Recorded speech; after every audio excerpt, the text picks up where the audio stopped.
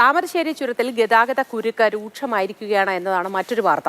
Tourist bus കുടുങ്ങിയതിനെ തുടർന്ന് പുലർച്ചെ ആരംഭിച്ച ഗതാഗത കുരുക്ക് ഇപ്പോഴും തുടരുന്നു. ഇത് സംബന്ധിച്ച വിശദാംശങ്ങളും സാരംഗ് നൽകും.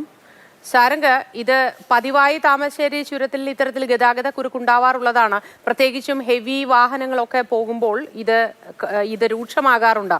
ഇത് എപ്പോഴത്തേക്ക് ഇപ്പോഴുള്ള ഗതാഗത തടസ്സം മാറ്റാൻ കഴിയുമെന്നാണ് കരുതുന്നത്? ശ്രമങ്ങൾ ഇപ്പോഴും തുടരുന്നോ? മോദി നിരന്തരമായി ആവശ്യം ഉന്നയിച്ചു വരുന്നുണ്ട്. താമരശ്ശേരി ചുരത്തിലൂടെ സഞ്ചരിക്കുന്ന വലിയ ഭാരം ചുമക്കുന്ന വാഹനങ്ങൾക്ക് ഒരു നിയന്ത്രണം കൊണ്ടുവരണം എന്നുള്ള വാദം വലിയ തോതിൽ ഉയർന്നു വരുന്ന സമയത്താണ് ഇപ്പോൾ ഇന്ന് പുലർച്ചെ ഒരു ടൂറിസ്റ്റ് ബസ് ബാറ്ററി ഡൗൺ ആയതുകൊണ്ട് ചുരത്തിന്റെ 6ാം വളവിൽ കുടുങ്ങുന്നത്.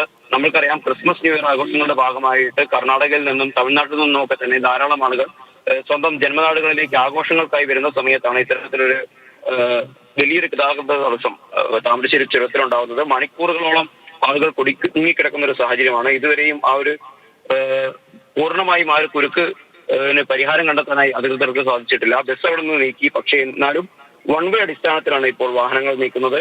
ഇനിയും പൂർണ്ണമായും വാഹനങ്ങൾ കൃത്യമായിട്ടുള്ള സാധാരണ തോതിലുള്ള ഗതാഗത രീതികളിലേക്ക് മടങ്ങിയെത്താൻ മണിക്കൂറുകൾ വേണ്ടിവരുമെന്നാണ് അധികൃതരുടെ ഭാഗത്തു നിന്ന് ലഭിക്കുന്ന വിവരം.